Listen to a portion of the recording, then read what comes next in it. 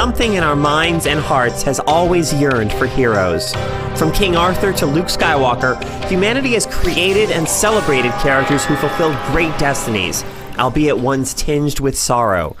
Super Brothers Sword and Sorcery is a game that simultaneously recalls the tradition of epic heroes that stretches back through time and creates a new kind of heroic quest that could only exist in the modern era.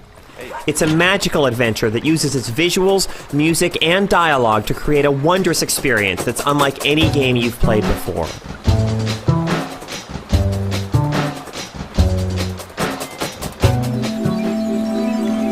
Sword and Sorcery doesn't so much break the fourth wall as never build it in the first place. Your guide is the Archetype, a dapper fellow with a cigar and a cane and one hell of a chair. He addresses you, the player, directly, and his welcoming words set an intriguingly offbeat tone for the adventure to come. You play as the Scythian, a warrior monk far from her homeland, on a woeful errand whose details aren't immediately made clear. The game's early moments allow you to come to terms with its intuitive point-and-click controls, and to interact with the world. This pixelated land quickly reveals a liveliness that makes it beautiful. The green dots that make up bushes shift colors ever so slightly, suggesting the gentle rustling of the wind.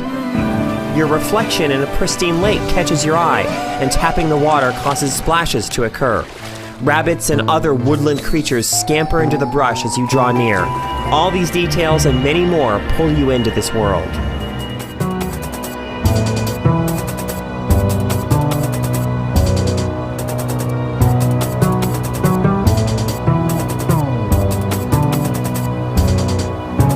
Though the errand is woeful, the quest is filled with humor, which results from the consistently delightful fusion of typically lofty fantasy language with contemporary casual lingo.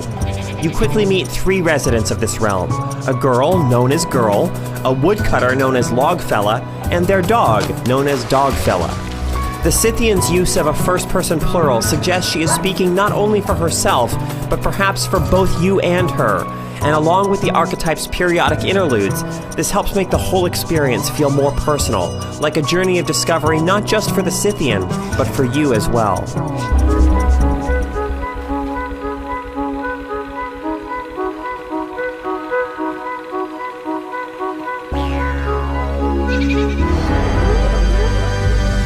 Sword and Sorcery's gameplay is straightforward. Your errand involves acquiring the triangular triumvirate of magical objects known as Trigons, a clear nod to the most iconic magical object in game history.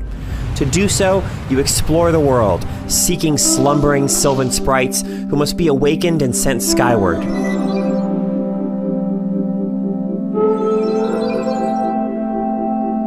The puzzles you must solve to awaken these sprites encourage careful observation of your surroundings, as you must typically tap objects that stand out for whatever reason. You might notice that a bush that appears to be reflected in a lake doesn't exist on the shore, or that a mother duck seems worried about her distant ducklings. These puzzles are typically quite easy, and in most cases, if you choose, you can solve them just by clicking all over the place until you hit upon the environmental objects that respond. But the puzzles aren't designed to be brain teasers so much as they're yet another way the game draws you into its captivating world.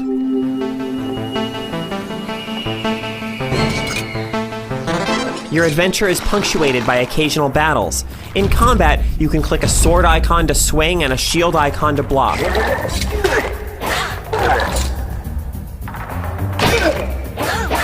Despite their simplicity, these fights are involving and satisfying, thanks to their rhythmic quality and a sense, generated by the music and sounds, that these are epic battles of great heroism and importance.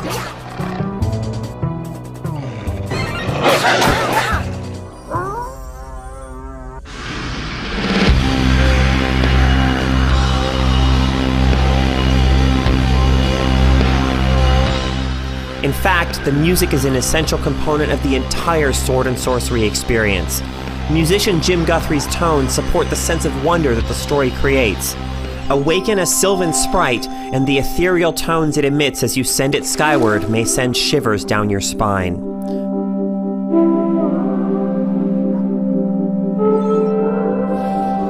Some of the game's most memorable moments occur as you take time to just exist in the world. For instance, you might meet Jim Guthrie himself in a grove and share a dreamy jam session as you make the trees resonate while Jim lays down a beat. It's a magical moment in a game full of the kind of beauty that you rarely encounter in games, or anywhere for that matter. You get Guthrie's score for the game free with your purchase, which is a fantastic bonus.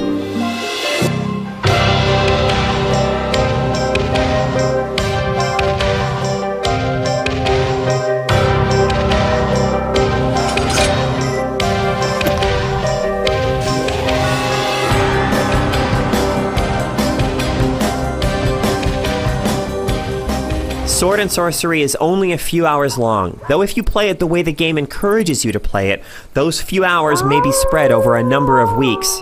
But despite its brevity, the game doesn't feel too short. It's a satisfying experience that leaves you feeling like you've seen an important and heroic task through to completion, and gives you memories to keep.